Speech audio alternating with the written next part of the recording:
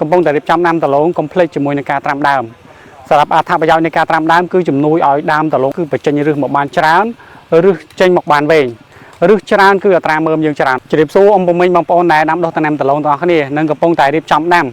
ហើយឥឡូវនេះគឺកំពុងតែមានការប្រមូលផលដលងដែលជាចការអតិថិជននៅខាងខេត្តកំពង់ចាមស្រុកចការលើបាទអញ្ចឹងសម្រាប់អ៊ំពុំមីងបងប្អូនដែលកំពុងតែរៀបចំដាំដលងកុំភ្លេចជាមួយនឹងការត្រាំដើម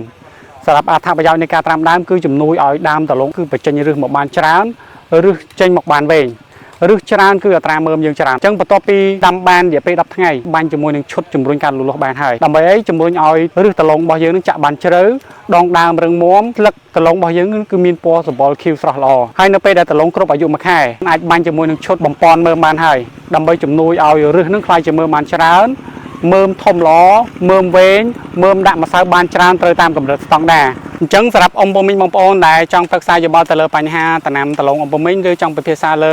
ការប្រើប្រាស់ឈុតបំពន់ថ្នាំទៅលើដំណាំដលងសូមឆាតមកចូលនៅក្នុង page ឬក៏ខមមកផ្ទាល់តាមលេខទូរស័ព្ទដែលមាននៅក្នុងវីដេអូសូមអរគុណ